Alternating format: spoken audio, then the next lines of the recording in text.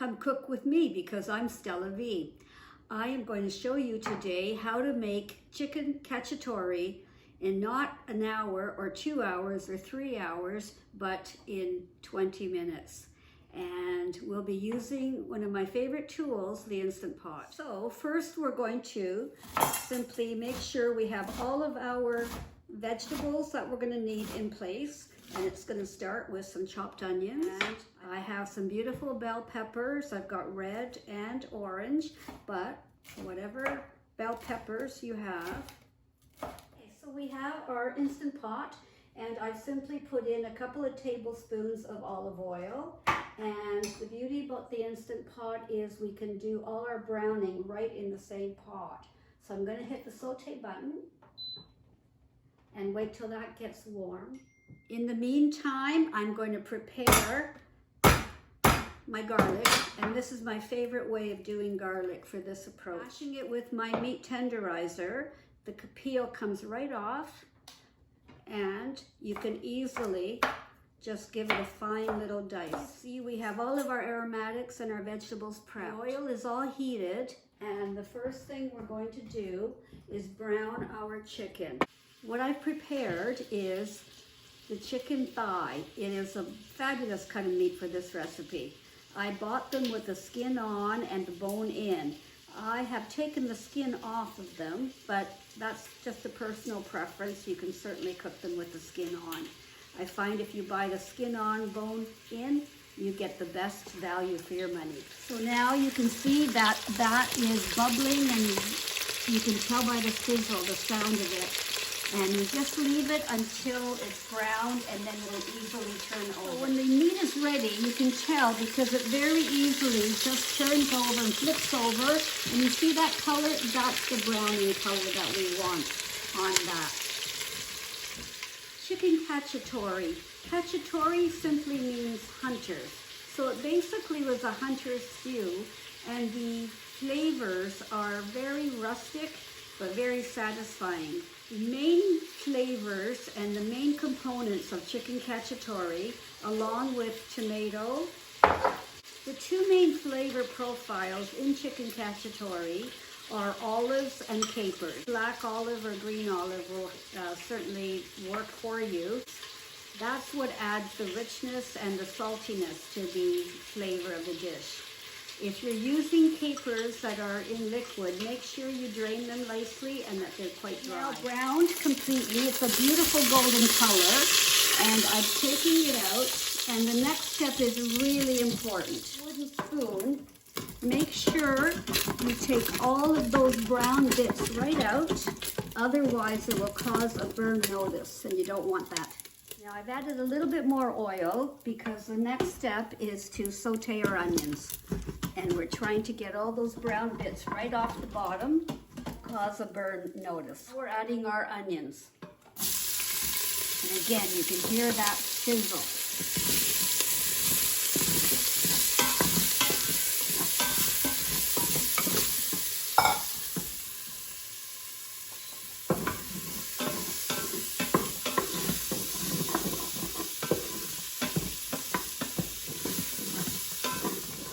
We're going to cook the onions for about 5 minutes until they become translucent.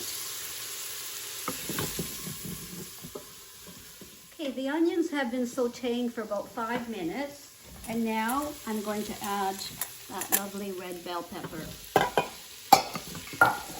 Give it a little stir and let it continue to saute.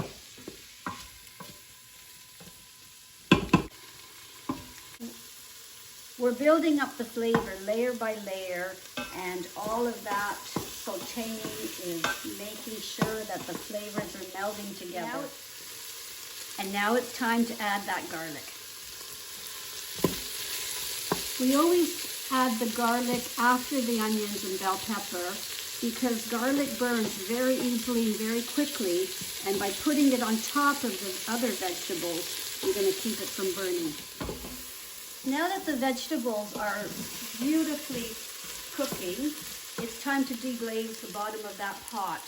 And this way we'll make sure all those brown bits are not going to cause any problems. I've got about half a cup of white wine, and that is what we're going to use to deglaze the pot and add a lot of flavor.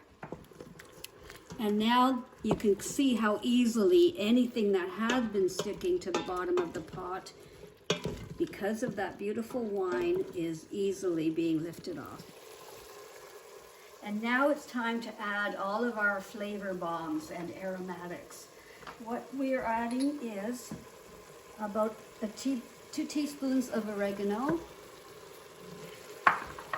I have about 2 teaspoons of Italian seasoning. I'm putting in those capers and the olives and a couple of bay leaves. And here is a really good flavor tip.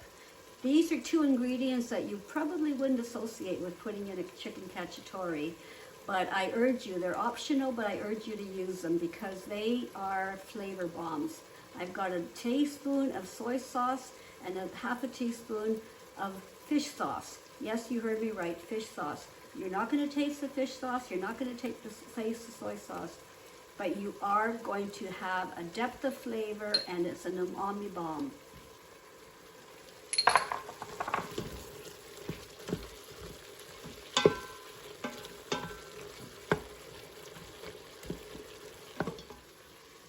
I wish you could smell this now. It is absolutely smelling delicious because all of our flavor bombs are in there.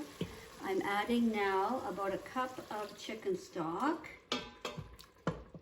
Doesn't that look absolutely wonderful? And now it's time to put those chicken thighs back in, and we're going to just nestle them into the liquid on top of all those vegetables.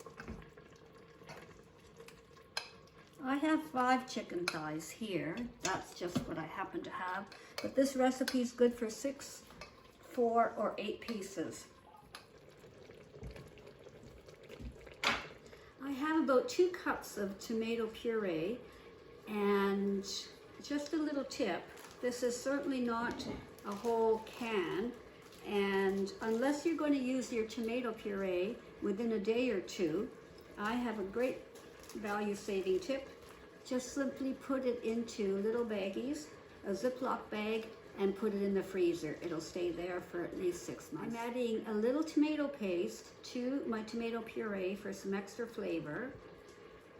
Time to add that tomato, and we're putting it on top of the chicken thighs because it's important to add tomato on top so that you won't get that burn notice. Tomato is very acidic and it could cause a burn notice. We're finished with that saute function, so now we turn that off. I'm putting the lid on, and in order to get it up to pressure, we need to turn it to sealing. Make sure it's on the ceiling. Whichever model you have, it might be slightly different, but in this case, I'm turning it to the back. And it's time to pressure cook on high. For 10 minutes. And if you like what you see, make sure you hit subscribe. It takes a few minutes for the Instant Pot to get up to pressure, but once it does, you can see that the 10-minute mark is showing, and that's going to start counting down now. As you can see, we're now down to 5 minutes, and now, as you can see and hear, it has used up all the 10 minutes. It's counted right down to 0, and now it's going to start counting up, but you can see that it's got an L, and that means it's on low pressure. And what we're doing now is we're going to let it naturally release for another 5 minutes. So that counter is going to go up to 5, and then we'll take out any of the pressure that's still in the pot. As you can see, we've reached 5 minutes, and that's called 5 minutes of natural release. What we're going to do now, I just spin the pot around so it's not blowing up the steam into my cupboards. And whatever leftover pressure is now just coming out. Now you can see that there is no pressure left in the pot, and there's a little pin that's dropped down, and that tells you that it's completely safe to open the lid. Remember to take that bay leaf out. Here we are, ready to plate. It smells delicious, it looks amazing, and instead of a 2-hour chicken cacciatore to develop all that flavor, we've done it in 20 minutes.